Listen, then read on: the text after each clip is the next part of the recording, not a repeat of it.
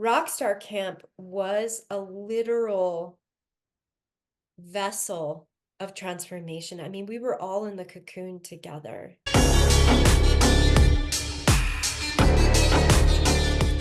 I'm here with Amy Jones, Mm. magnificent medicine woman and sister and Rockstar Camp grad, and a person who has an orange moo on hand when I show up in a blue moo. And this is why we understand each other. My work and my mission is to create a safe space for women to sing themselves home. I wanted to talk to other women about their relationships with their mothers because I actually, and I still believe that we heal when we share our stories, and we also find the commonalities so we actually don't feel so isolated, alone, and insane in some of the ways in which we were navigating our relationships. Maria Sabina said a woman's body is her first home. Mm. And I would go a step further and say our grandmothers' bodies were our first home because we were in our grandmother's bodies while we were in our mother's bodies. And then here we are. Post Rockstar Camp, it's kind of like when I got sober, Megan Joe. It was like things don't get easier. You just have better tools and you have the awareness Mhm. to show up and access the inner strength. And I have these incredible fucking tools and a sisterhood that I had never even known was possible. The day before my birthday, I'm on my roller skates, skating around the neighborhood, loving my life, loving that you cracked open my chest, massaged my heart along with the sisters in Rockstar Camp, brought me back to life, and reminded me I want to live. I want to skate. I want to surf. I want to have sex. I want to have a thriving career. I would have accepted crumbs in the past. I had to believe that I deserved it first. This is Rockstar Camp. 9 months. I had been in the underworld for 9 months prior to my mother dying. And I had been in a depression unlike I had ever known. But sort of like the shock of grief, I was so in it and frozen in it that I didn't know. And suddenly, here was Rockstar Camp. And I can envision, I'm such a visual person. I see myself crawling in the mud, and suddenly the glitter, the glimmer, phew, oh, what's that? And it catches your eye.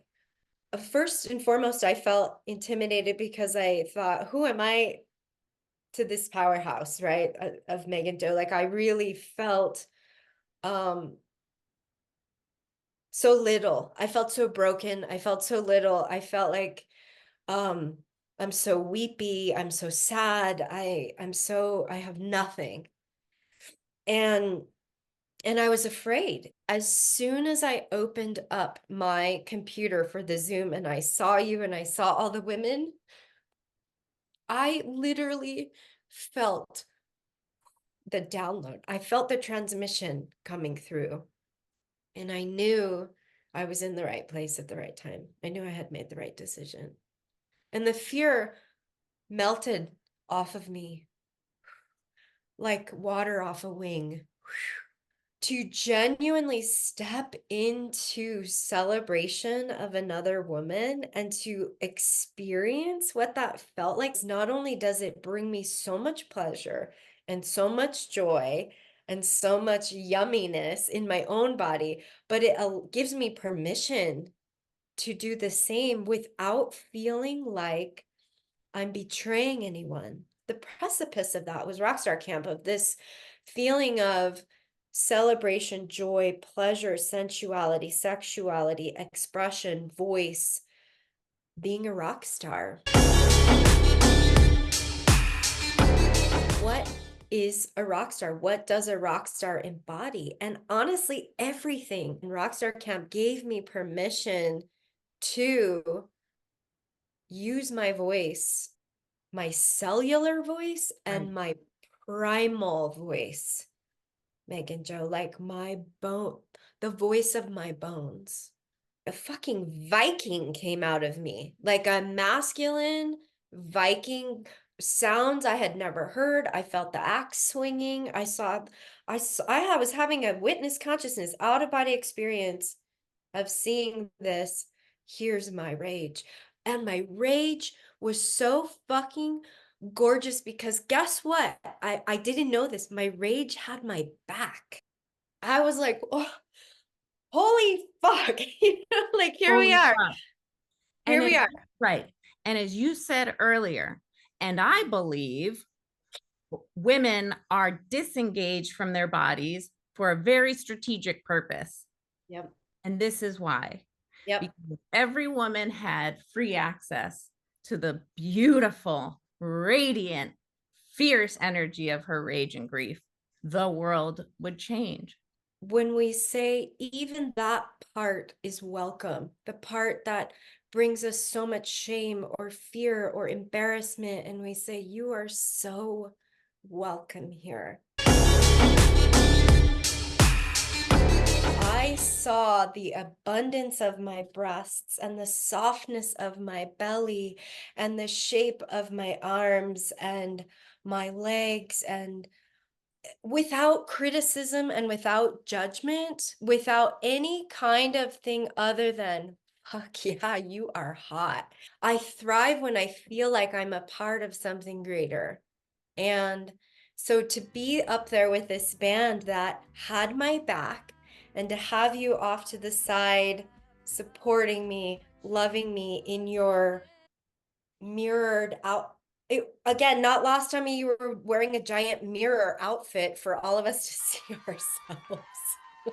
Oh, that's just my mirror over there reflecting back to me how fucking amazing I am. I felt like this song isn't for other, it's actually for me. And when it becomes for me, I can engage differently with it because it brought me pleasure rather than a story of grief and telling. It was like, here's my voice and I'm gonna sing this song because I fucking love this song.